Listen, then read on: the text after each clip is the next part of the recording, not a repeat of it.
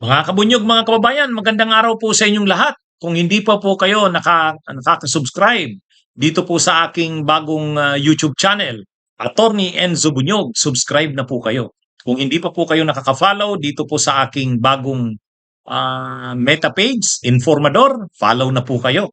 Dito po sa aking mga bagong social media platforms na ito, mahaba-haba ang talakayan natin dahil hindi lang isang topic ang dinidiscuss ko. Tulad ngayon, mayroon akong dalawang topics na naka-line up. Ha? Okay na raw ba si PBBM kung isusulong uli ang impeachment sa February kay Sara Duterte? Nagbago na ba ito ng stand? Hmm? Isa pa, ha?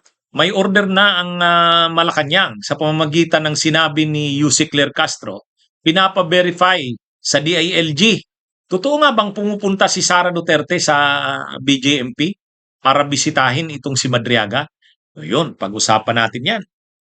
Okay, dito muna tayo mga kabunyog, mga kababayan. Hmm? Okay na ba si PBBM kung isusulong uli ang bagong impeachment kay Sara Duterte sa February 2026? Maalala kasi natin, matatandaan natin, na itong isinulong na impeachment ni Sara nitong 2025, hindi hayagan nagsabi si PBBM na suportado niya ang impeachment kay Sara Duterte nitong 2025 na to. Kaya nga, mayroong mga kongresista, mayroong mga senador, at pati nga ang Korte Suprema, tinitingnan nila na hindi ginugo, walang command si PBBM na isulong ang impeachment kay Sara. Isa nga ito sa sinasabing dahilan bakit sila Chis Escudero ay nagdesisyon batay sa kung anong nakikita nila. Kaya nga si Chis Escudero bilang Senate President, hindi kaagad pinatupad ang impeachment trial. Hindi nag-proceed ang impeachment trial. Dapat sana forthwith. Ang dahilan doon, maraming nagsasabi, hindi naman kasi nag-command si PBBM na okay sa kanya na isulong yung impeachment na yan. Ngayon, itong 2026 na isusulong na impeachment, kung isusulong ito sa sunod na taon, kasi halos sigurado namang isusulong ito. Nakalagay naman kasi sa ruling ng Korte Suprema, after ng February 6, pwede na uli ang impeachment kay Sara Duterte. So marami nang naghahayag na isusulong nilang impeachment after February 6. Ang grupo ng Makabayan, Makabayan Black sa Kamara, nagsabi na silang naghahanda na sila diyan. Gayon din si dating Senador Sonny Trillanes, pinag-aaralan nila yan sa Magdalo. Ang Akbayan, halos naman ang Akbayan at ang Tindig Pilipinas, sa tingin natin, handa rin sila sa pagpapile uli ng panibagong impeachment sa 2026. Ngayon, ang tanong, dito ba sa impeachment na ito na isusulong sa 2026? Suportahan na ba ito? Okay na ba ito kay PBBM? Ang pinakahuling statement sa ngayon, as of December 16, 2025, galing kay Yusek Claire Castro, ang tagapagsalita ng Malacanang, sabi niya, sa ngayon, hindi pa issue sa Pangulo ang impeachment laban kay BP Sara. Pero ang Pangulo, sinabi na noon pa, kung dapat managot, dapat panagutin. Wala dapat sinisino. O yan. So kumbaga, medyo naiiba itong lingwahe, itong pahayag ngayon ni Yusek Claire Castro. Sabi niya, sa presidente, wala namang wala naman daw na wala naman daw sinasabi ang presidente na wag isulong ang impeachment. Ang sabi daw ng presidente, kung may dapat managot, dapat managot. At kung may dapat managot, panagutin ito. Wala dapat sinisino. So lalo na ngayon na ang kampanya ng administrasyon ay anti-corruption, ay itong mga issue kay Sara Duterte, corruption ito eh. So alangan namang sinusulong nga ang yun ngang mga senador ay sinusulong ang mga kaso sa kanila. Gayon din sa mga kongresista. Basta't may ebidensya, sinusulong sa kanila. Exempted ba ang Vice President yan? So, naiiba itong impeachment sa 2026 kaysa nung unang sinulong na impeachment ni Sara nitong 2025. Unang-una, nito kasing 2025, marami pang mga tinitimbang ang administrasyon. Pero ngayon, hayagan naman na talagang lumalaban ang mga Duterte sa administrasyon. Kahit nga yung kapatid ng presidente, si Amy Marcos, kumakampi na sa Duterte. Kaya, kumbaga dito, ano na ito talagang nagmarkahan na. Ha? Sino ang kakampi ng administrasyon, sino ang kalaban. At ang kampo nila Sara Duterte nagiging aktibo na ngayon laban talaga sa administrasyon. At may kampanya ang administrasyon laban sa korupsyon. Noon kasing 2025 nang sinulong ang impeachment kay Sara, hindi pa tumatampok yung kampanya laban sa korupsyon. Ngayon pa lang yan na taon, isinulong. Kaya kung isusulong ang impeachment kay Sara sa 2026, bahagi yan ng kampanya laban sa korupsyon. Ibig sabihin, lahat dapat managot.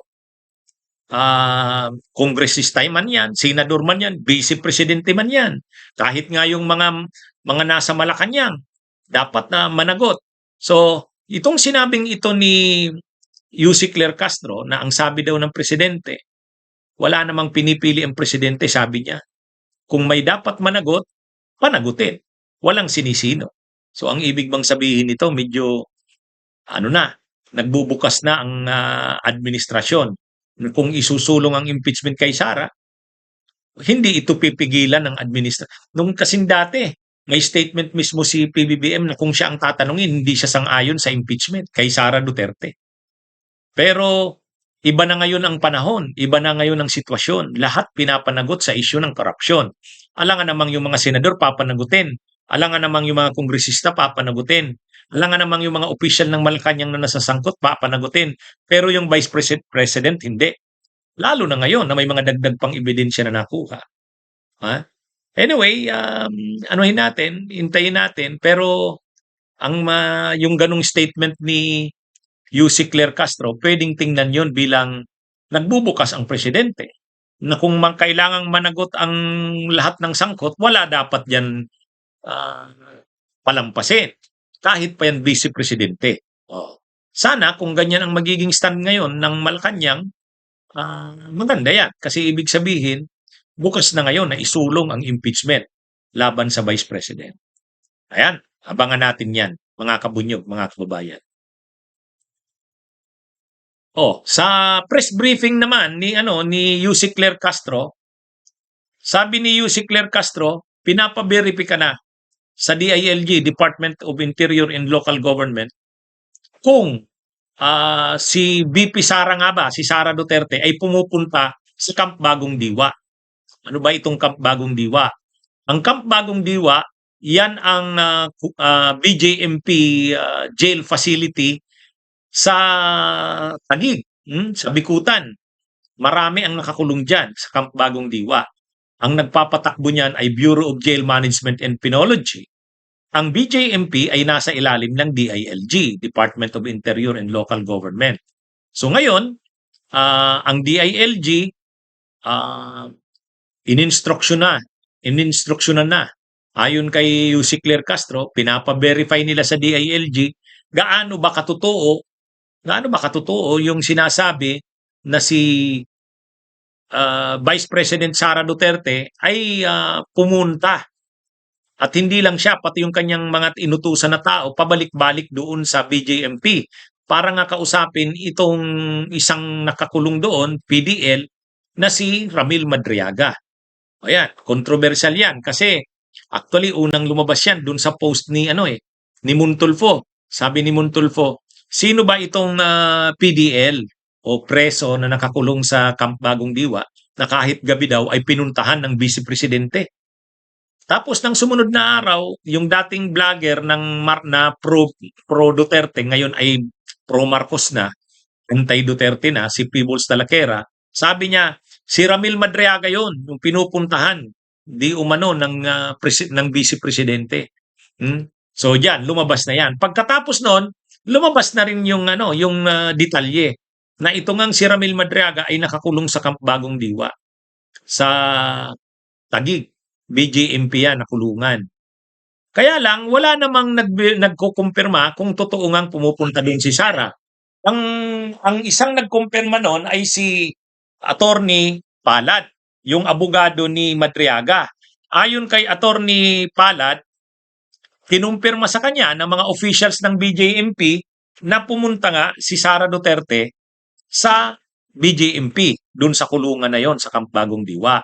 Kaya lang, ayon kay Attorney Palad, wala daw siyang picture o wala siyang ano nito, proof na pumunta nga doon si Sara. Pero kinumpirma daw sa kanya ng mga BJMP officials na nakausap niya. Nang nakarating ito sa Malacanang, tinanong si Yussi Claire Castro ng media, anong masasabi ng Malacanang? Ang sabi ni Yussi Claire Castro, dapat sagutin yan ni VP Sara. Pumupunta nga ba siya doon o hindi? At ang sadya nga ba niyan, kung pumupunta man siya doon, ay itong si Madriaga? Anong sadya niya? So pinasa ngayon ni Yussi Claire Castro ang bola kay VP Sara. Dapat daw masagot yan ni VP Sara kung totoo, ni Sara Duterte kung totoo nga. Totoo ba na pumupunta siya doon sa BJMP? Totoo ba na kaya siya pumupunta, binibisita niya itong si Madriaga? At ano ang dahilan ba't na binibisita niya itong si Madriaga? Wala pang komentaryo diyan, wala pang sagot diyan ang Vice Presidente. Pero ang ginawa na ngayon ng Malacanang, sabi ni Yussi Claire Castro, pinapa-verify na nila sa DILG. Anyway, hawak ng DILG ang BJMP. Ibig sabihin yan, magre-report ang BJMP kung ano nga ba. Pumunta nga ba doon si Sara? At yung DILG naman magre-report sa Malacanang. Kapag lumabas yan na pumupunta nga doon si Sara, matindihan. Matindihan. Kaya hihintayin natin yan.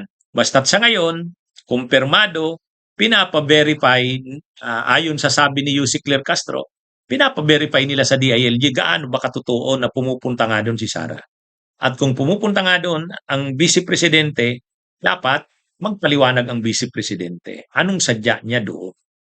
Kasi masyadong maintriga na yung pagpunta niya doon. Masyado nang maintriga. Lalo na't may sinumpaang salaysay na itong si Madriaga. So, ano to mga kabunyog, lalaki pa tong issue na to. Pero magdidepende yan doon sa verification or sagot ng DILG. Obligado ang DILG sundin yun kasi galing sa Malacanang yung pag-verify. Ayon mismo yan kay Yussi Claire Castro. Pinapa-verify nila yung bagay na yan. At ano rin, ang ombudsman din. Ang ombudsman, pwede ring sa investigasyon ng ombudsman, orderan din ang BJMP. Kung ano nga ba talaga. Ganon din ang Kamara. Kasi sabi ng Kamara, magpapatawag na ng Quadcom 2.0. Ipapatawag si Madriaga bilang resource person doon. So, malalaman natin to. Hindi, ano pa lang ito mga kabunyog, mga kababayan.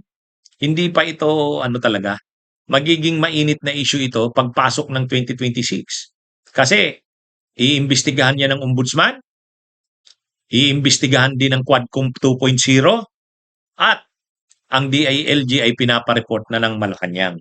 Siguro nakarating na ito kay Sara Duterte. Iniisip na siguro ni Sara. Mukhang panibagong sakit ng ulo na naman to. Mukhang panibagong sakit ng ulo na naman to. Sa ombudsman, sa DILG, sa Malacanang, at sa Kamara. Lalo na sa Kamara kasi nagsabi na si Congressman Benny Abante, bubuo uli ng parang Quadcom 2.0 Iimbestigahan itong bagay na ito. Anyway, mga kabunyog, mga kababayan, magandang araw sa inyong lahat. Mabuhay po tayo.